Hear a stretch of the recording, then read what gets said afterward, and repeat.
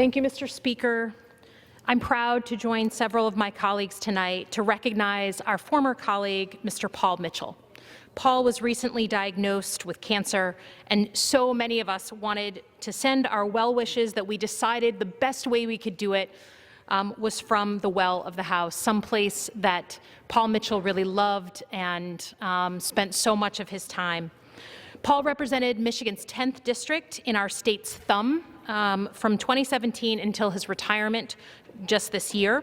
In that time, he proved himself to be the kind of principled, practical leader that Michigan is known for. Paul knew that the path to good government runs through reaching across the aisle. The proof is in his record. Paul was intentional about ensuring key legislation be introduced in a bipartisan fashion, and the folks he drew to his legislation ran the gamut of the political spectrum. He was an advocate for students, for investing in innovation, and for economic development. Whether you were on the left or on the right, Paul worked with you to get things done. These days, some might call that behavior an independent, being a maverick, but to us, that was just Paul. When he announced his retirement in July of 2019, in order to spend more time with his family, we of course wished him all the best. But I also felt a twinge of sadness in losing a funny, charming, and humble servant leader. He charted his own course in Congress. As both a legislator and a friend, his presence is deeply missed in this chamber. Earlier this month, we received the news that Paul had been diagnosed with renal cancer. Weeks before, he had had emergency surgery to remove a mass and a blood clot that had moved to his heart. His doctors at Henry Ford Macomb Hospital estimated a 10% chance of survival, but true to form, Paul pulled through. I'm happy to announce that last night, Paul went home to his family in Dryden. He has a long road of recovery ahead of him, one that will require things like physical therapy and immunotherapy, but Paul is approaching his recovery with the typical can-do approach. And we wanted to send him all of our love and all of our strength for recovery, for those of us who spent so much time with him.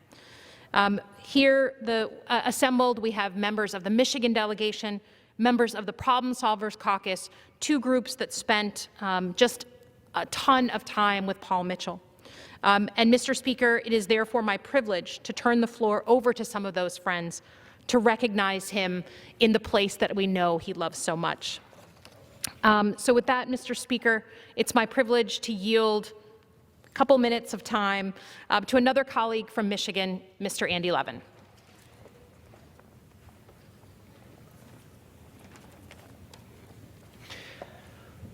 Thank you so much, Congresswoman Slotkin, and thanks for organizing this special order in honor of our dear friend, Paul Mitchell.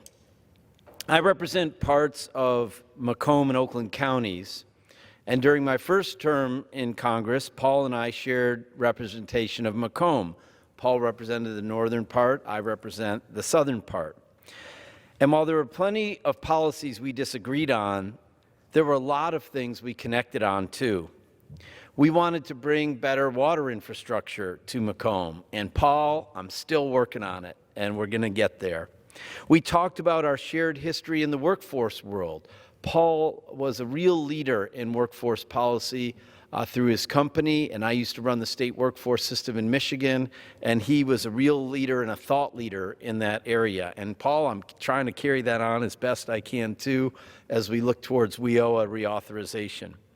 And when we did spar over policy positions, it wasn't mean-spirited, and in fact, it was really close to my ideal of what it means to serve in this body. It was real, honest debate, the kind I was happy to have and honored to have. Paul and I now share one more connection, and it's one I wish we didn't share. As a two-time cancer survivor, I know what it's like to get that diagnosis, and I know the stress and the pain that Paul and his family are facing. It's something I wouldn't wish on anyone, and I'm devastated that they have to go through it. I want Paul to know that Mary and I are thinking about you and praying for you as your treatment begins, and that I'm here to lend an ear or even talk through this experience the same way that you did for me when I was just coming to Congress, and you were one of the most generous colleagues I knew. I was lucky to have a neighbor like Paul Mitchell, and I look forward to the day that we can celebrate your mission, Paul, and joust happily once again over the issues of the day. God bless you, and I yield back to my time to Representative Slotkin.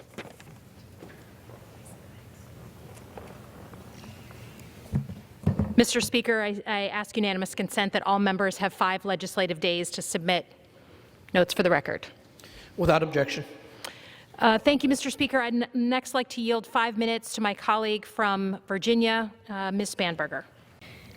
Thank you to my dear colleague from Michigan for putting together this special time for us to talk about our former colleague, and for so many of us, our friend, Representative Paul Mitchell. I first had the opportunity to meet Representative Mitchell on the floor of the House when his youngest son was visiting. And we were on the House floor, entering our cards in for a vote, and Paul's son wanted to help push the voting button for different members. Paul at that time was a Republican. I am a Democrat.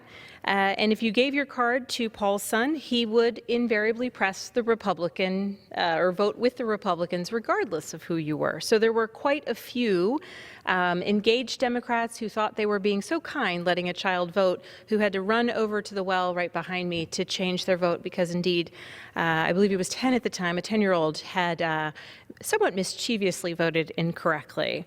Paul was simultaneously delighted by what was a bit of a funny experience on the House floor, but also a little bit embarrassed that people were running over.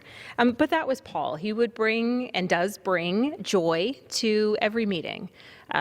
He is a serious person, focused on policy, focused on truth, on reality, on the things that matter to him, on his incredible career in business, on his wonderful family, eminently proud of his children, and particularly always willing to draw on his personal experiences in business as a parent of a law enforcement officer, to find commonality and to advocate for the things that he believes in.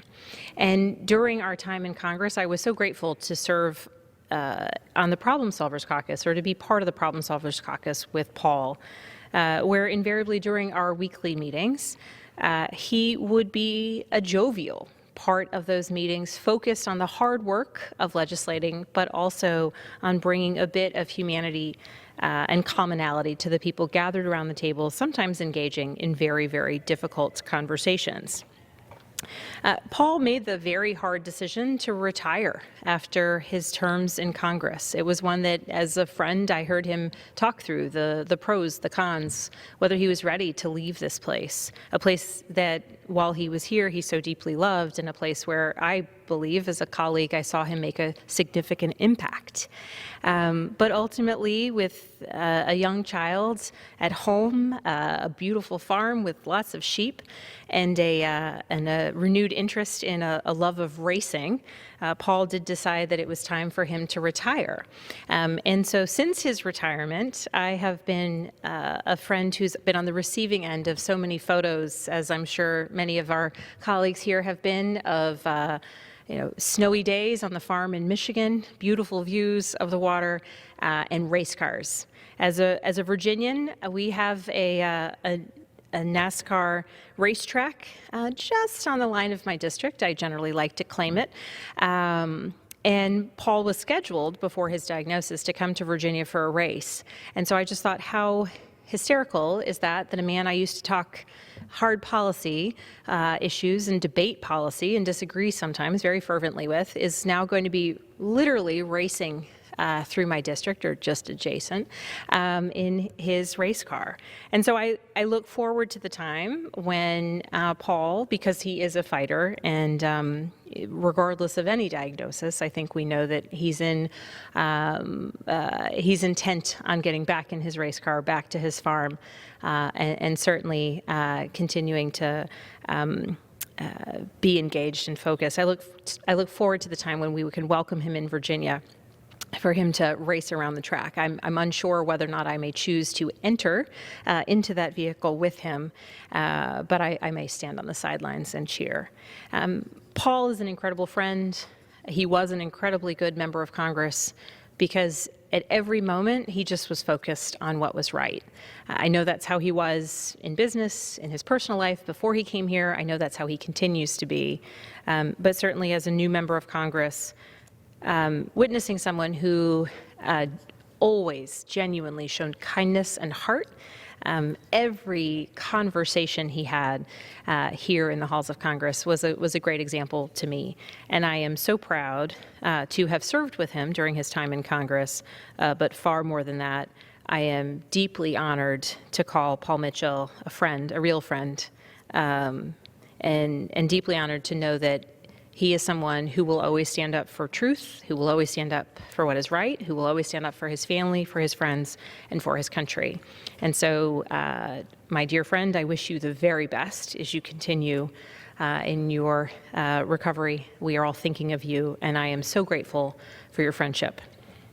I yield back.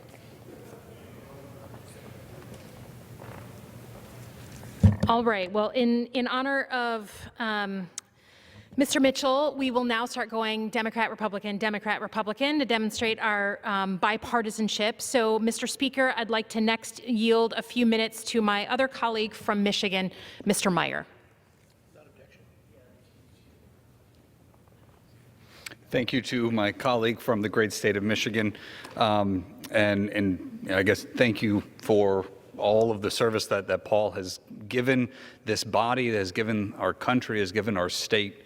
The morning when I was supposed to first meet Paul was the same morning that he announced that he was not running for re-election. And he defined that spirit of making that decisive moves. You know, it's no secret that for the freshman class who have entered, the past 6 months have been less than normal. I take the assurances of my colleagues who've been in this body for more terms that what we've seen so far has been atypical, but I cannot thank Paul enough for the example that he set, for the wisdom that he shared, and for his perennial, if ever blunt, honesty. All too often, especially politicians can walk and dance and do a jig around the truth, and Paul was always incredibly clear about where he stood and what he believed. So I'm grateful for the friendship that I've been able to develop with him as a freshman, and I look forward to many more of those moments. And I want Paul and his family to know that he's in our prayers. My wife, Gabriella, and I will keep him in our prayers. The challenges that he's dealing with are being felt by too many, but I'm proud to call him a friend as he continues to fight on. And with that, I would like to yield the remainder of my time to my colleague, Ms. Locken.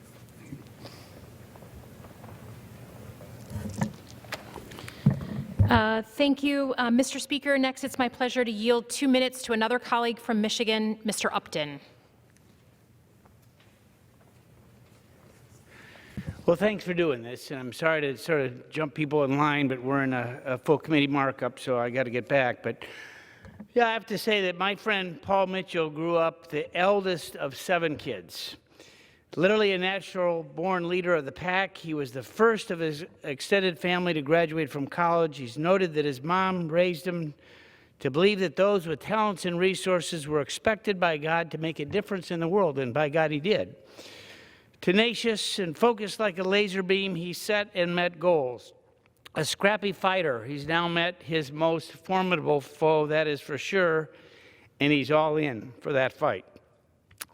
And in a text that I got from him a little bit earlier today, he said, as you know, I'm one tough cuss. Yes, Paul, you are. And you know what?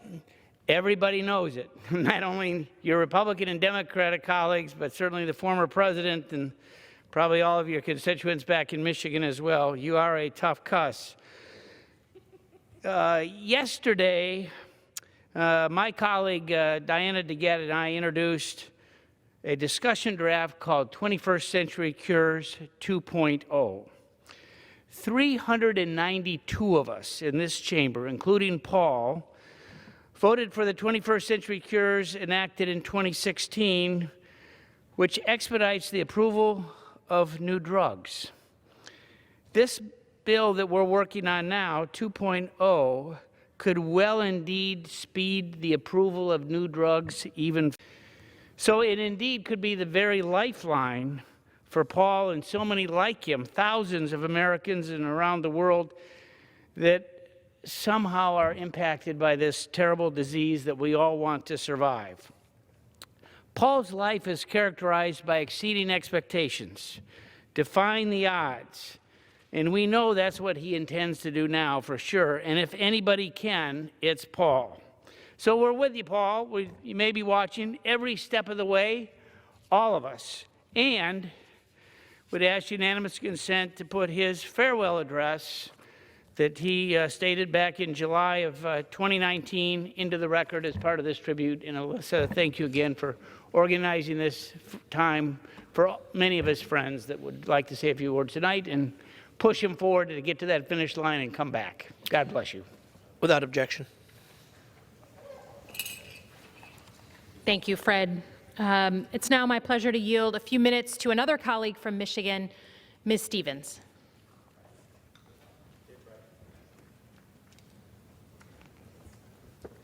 Well, thank you to my colleague, Congresswoman Slotkin, for organizing this tribute session to our friend and former colleague, Paul Mitchell. It is very symbolic of what it is like to be a member of the Michigan delegation.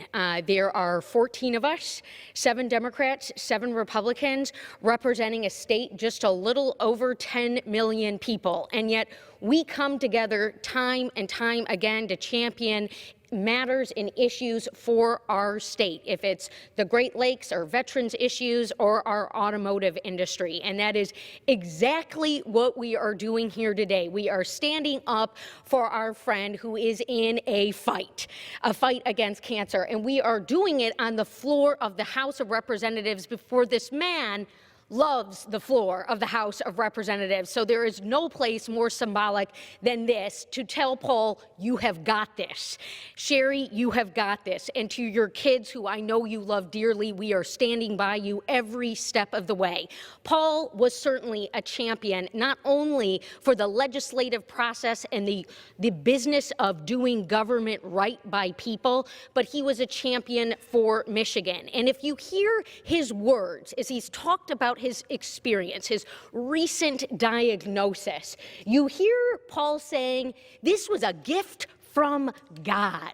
This was a gift from God, even when it got scary, because he's getting a little bit more of life. He's getting more of a chance to continue to push and to stand up for what he knows he's worked his life for, which is the creation of his wonderful family and being in the state he loves so dearly. And Paul, I'll just tell you, I have so many fond memories of you. I have fond memories of learning from you on this very floor. I have fond memories of being at Chrysler with you, which was really exciting for a first-term Congresswoman to be alongside you, seeing the new vehicles and having discussions with the workforce at Chrysler in my district, but I know you have many Chrysler employees in the Michigan 10th district as well. And so those are the memories, those are the things that we celebrate with your service, but also with your continued dedication. So it's a real privilege and honor to be here with my colleagues, telling you, Paul, you have got this, you're going to keep going, and we are going to keep fighting another day. Thank you so much, and with that, I'll yield back my time to Congresswoman Slotkin. Thank you. Mr. Speaker, next it's my pleasure to yield a few minutes to a colleague from New York, Mr. Reed. Well, I thank my colleague, and I truly do thank her for organizing this special order this evening for our friend Paul Mitchell. You know, Mr. Speaker, I come here this evening with no prepared remarks other than to make some comments shared by my colleagues about this great man. Paul Mitchell is truly a friend, Paul Mitchell is someone I've gotten to know over the years here in Congress and watched him develop in his own right, watched him become a very serious and astute legislator. I watched him join the Problem Solvers Caucus that we started, and many of the colleagues have talked about the Problem Solvers Caucus. And he came to us from leadership, and in that process, he did some things because that's a very special club, and we have some very special rules and commitments to each other. And in order to fulfill those commitments and those terms of honor in serving in that caucus with our colleagues, he demonstrated publicly, privately, and to our fellow members of the Problem Solvers Caucus what it means to be an honorable member of Congress. And I will tell you that for that I was forever grateful to have been in a position to encourage Paul to join the Problem Solvers Caucus. And when he, in particular, one day exhibited that very limited leadership quality that is so lacking here in the United States House of Representatives today, in my opinion, he showed true courage, true statesmanship, true leadership. And I just have to tell you, as we got the news, Paul, about your diagnosis, and I'm speaking to you directly here from the floor, Paul, we all immediately came to your side.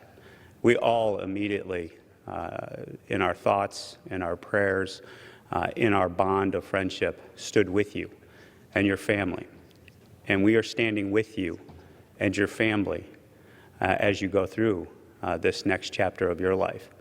And please know that you're not alone.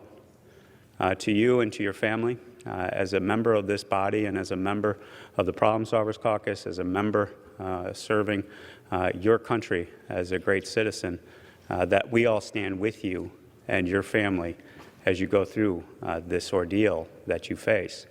That being said, I join with my colleagues in saying, we know Paul Mitchell. We know your heart, Paul. We know your tenacity and your perseverance. And we know you're going to get through this. And you're going to get through this in a way only Paul Mitchell can get through it. And so as we come here today to give some fine words on behalf of you, Paul, and on behalf of your family, know we are also sending more than words.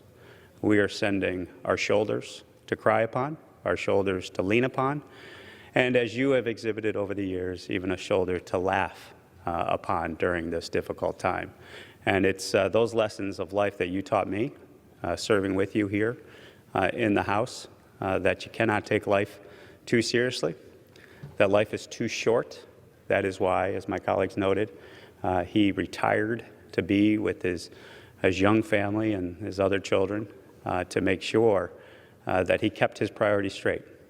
And you did, Paul. You put your family, you put your health, you put your future first in regards to the time of your life to make that decision to retire from this body. And so I am just humbled to be here with my colleagues. I truly thank my colleagues on the Democratic side. I thank my colleagues on the Republican side for coming together here tonight to honor one of our best from the U.S. House of Representatives, Paul, and that's you.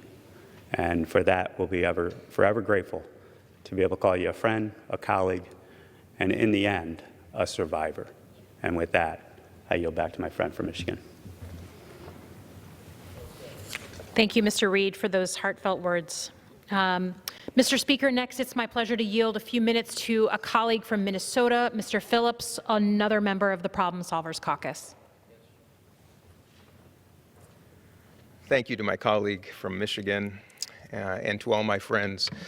Paul, you might not know this, but you're an important mentor of mine, one of the most important mentors I've had in my brief career in this chamber. And you represent the very most precious and sometimes rare of attributes in the U.S. Congress, and that is principle. You are a man of principle at a time when our country needs that and you more than ever. You're a man of great intelligence and success and decency and empathy and honesty and integrity. I remember my first conversation with Paul, and we were speaking about education, higher education. And it was that conversation that reminded me that we can learn so much more from people of different perspectives than we do from those who are cut from the same cloth. And when Paul made the difficult but very principled decision to become an independent at the end of his career here in Congress, he wrote a letter to the House clerk to announce the change in affiliation. And the last line of the letter read, and I quote, "While admittedly symbolic, we all know that symbols matter." We all know that symbols matter. And when you retired from Congress, Paul, you said, and I quote again, "I can't begin to express to you how difficult it is to say something like, 'I'm done,' because I've never been done before." And let me tell you, my friend, you're not done yet, and we sure as heck are not done with you. We love you, Paul, and America joins me in sending our love to you and yours as well. Thank you. Thank you, Mr. Phillips. Well, in conclusion, Paul, as you can imagine, we of course had our schedule changed 12 different times today. There are many, many more of our colleagues who are submitting official notes for the record and who are stuck in various places and will reach out directly. But to you and to your family, for the legacy that you left in this place, please know that we see you, we recognize you, we believe in your will to fight, and we're behind you 100%. So with that, I thank you to my colleagues for joining on both sides of the aisle, and I thank you, Mr. Speaker, and I'm sorry, perfect. I now want to recognize, in the nick of time, I'm sorry about the schedule changes, my colleague from Michigan, Mr. Wahlberg.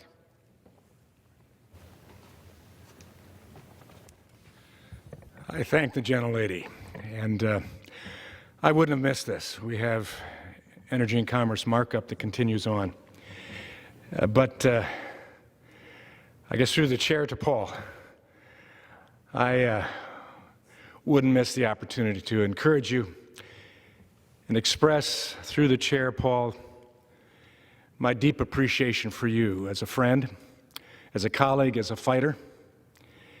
And though I've not heard all of the comments of my colleagues, I'm sure that they have said to you, we love you. We're pulling for you. For Sherry, for the family, we're in your corner, but we also know that you're the one that has to fight this. And friends sometimes feel that in a very unique way, that it's a helpless feeling. That as we think about you and pray for you, and as a co-chairman of the Congressional Prayer Caucus, you probably ought to expect that I'm praying for you. And I will. I'm praying that God will give you strength, God that will give you patience, endurance, and even a joy in the process of what you are modeling to your family as you go through this. I know you're a tough guy. We've had our verbal battles together all the time, and I'm not even going to admit today that you may have won on a few occasions.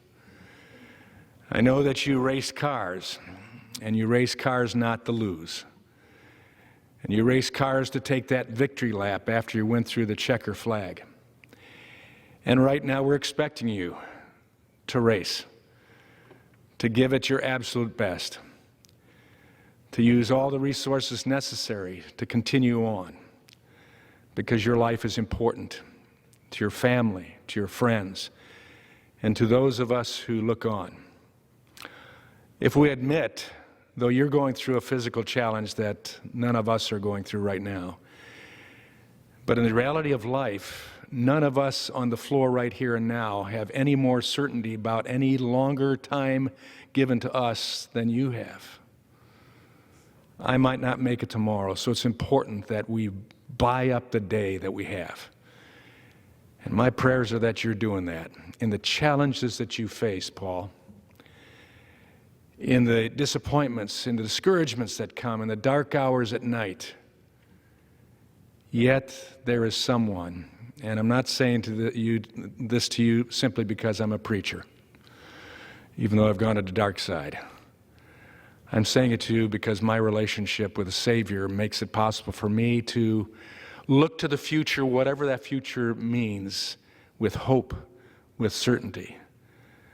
the Jesus who I hope is the spirit I exude to my colleagues, my friends, my neighbors, and to you tonight, Paul, is the same one who said, I'm come that you might have life and have it abundantly. He's the same one that came to die for each of us and understands our needs. He's the same one that said, I'm the resurrection and the life. He that believes in me, though he die, and we all will, yet shall he live. For whosoever lives and believes in me shall never abide in death. That's an eternal thing. And Paul, you and I have talked about those spiritual things as well. Pull onto your faith. You and Sherry, pull on that faith. Let it strengthen you. Let it encourage you. Let the loving, loving Savior who gave himself for you and me and everyone give you the strength to battle on, to go on that racetrack of challenge, and whatever, to find a certainty that in him there's an eternity. There's an eternity that begins here and now. Paul, we love you. I love you. I'll be praying for you. I'm counting on you to do everything you can. I'm counting on your family to be blessed because of the example you're setting. But I'm also saying to you that we're going to keep on supporting you. God bless you, brother.